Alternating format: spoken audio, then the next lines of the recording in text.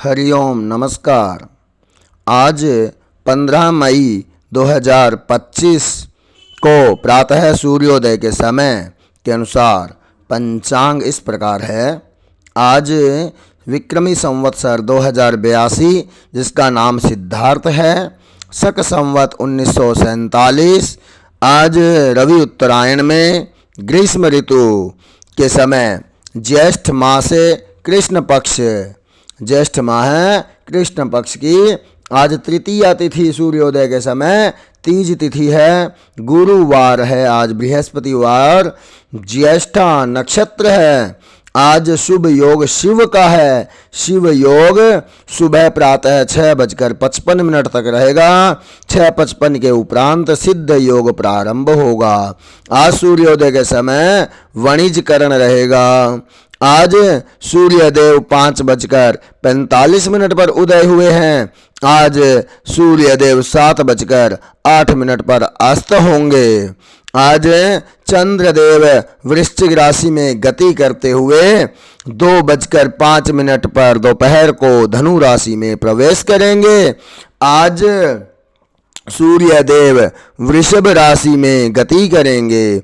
आज भद्रा रहेगी। भद्रा काल आज का दोपहर को 3:20 पर प्रारंभ होगा और रात्रि उत्तर रात्रि के पश्चात अगले दिन ब्रह्म मुहूर्त 4:05 तक भद्रा रहेगी। आज देवगुरु बृहस्पति मिथुन राशि में प्रवेश करेंगे प्रातः 7:04 पर। हरिओम हरिओम हरिओम। इसी के क्रम में कल शुक्रवार को चतुर्थी का व्रत रहेगा। चौथ के व्रत का चंद्रोदय रात्रि 10:46 पर 16 तारीख को होगा। 16 तारीख को ही चौथ का व्रत रहेगा। आज हम श्री पंचांग के पश्चात श्रीमद् भगवद गीता जी, जो भगवान श्री कृष्ण के द्वारा हमें ज्ञान रूप में वांग्मय स्वरूप में भगवान श्री कृष्ण का दर्शन करवाती है, गीता ज्ञान के दूसरे अध्याय का पाठ प्रारंभ करेंगे। ओम नमो नारायण। संजय उवाच तम तथा कृपयाविष्टमश्रुपूर्णाकुलेक्षणं विसिदन्तमिदं वाक्यम् उवाच मधुसूदन। श्री भगवान उवाच कुतस्त्वाकस्मलमिदं विषमे समुपस्थितम् अनार्यजुष्टमस्वर्गं कीर्तिकरमर्जुन। क्लैब्यमास्मगमः पार्थ नैतत्त्वयुपपद्यते क्षुद्रं हृदय दौर्बल्यं त्यक्तोत्तिष्ठ परन्तप। अर्जुन उवाच कथं भीष्ममहं संख्ये द्रोणं च मधुसूदन इषुभिः प्रतियोत्स्यामि पूजार्हवरिसूदन।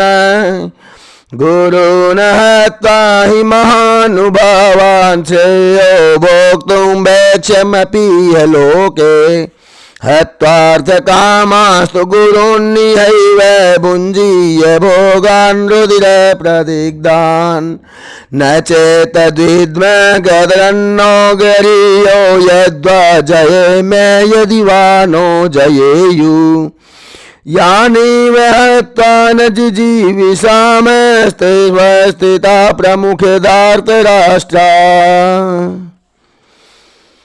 द्वितीय अध्याय में संजय कहते हैं कि इस प्रकार करुणा से व्याप्त, आंसुओं से परिपूर्ण, व्याकुल नेत्रों वाले, शोक युक्त उस अर्जुन के प्रति भगवान मधुसूदन ने क्या वचन कहे होंगे। भगवान मधुसूदन ने ऐसा कहा। श्री भगवान बोले, हे अर्जुन, तुझे इस असमय में यह मोह किस हेतु प्राप्त हो गया। यह समय मोह करने का नहीं है, क्योंकि न तो यह श्रेष्ठ पुरुषों के द्वारा करने योग्य आचरण है, न स्वर्ग को देने वाला है, न ही कीर्ति कराने वाला है। युद्ध भूमि में धर्म क्षेत्र में उतरकर अब यह मोह का उत्पन्न होना, यह तो तुम में दोष उत्पन्न करेगा। इसलिए अर्जुन, नपुंसकता को मत प्राप्त हो। तुझ में यह नपुंसकता उचित नहीं जान पड़ती। हे परंतप, हृदय की तुच्छ दुर्बलता को त्याग कर युद्ध के लिए खड़ा हो जा। अर्जुन बोले, हे मधुसूदन, मैं रणभूमि में किस प्रकार से बाणों से अपने भीष्म पितामह द्रोणाचार्य के विरुद्ध लड़ूंगा, क्योंकि हे हरिसूदन, वे दोनों ही मेरे लिए पूजनीय हैं।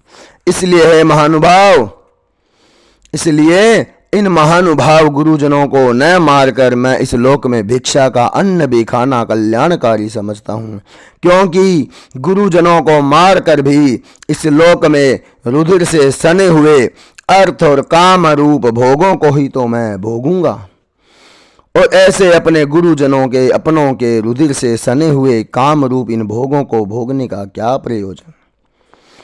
माधव, हम तो यह भी नहीं जानते कि हमारे लिए युद्ध करना और न करना, इन दोनों में कौन श्रेष्ठ है।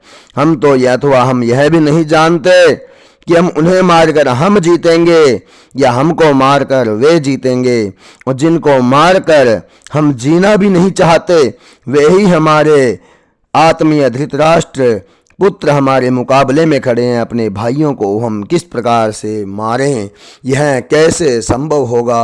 हे माधव, ये कार्य मुझसे नहीं हो सकेगा। हरि ओम हरि ओम हरि ओम।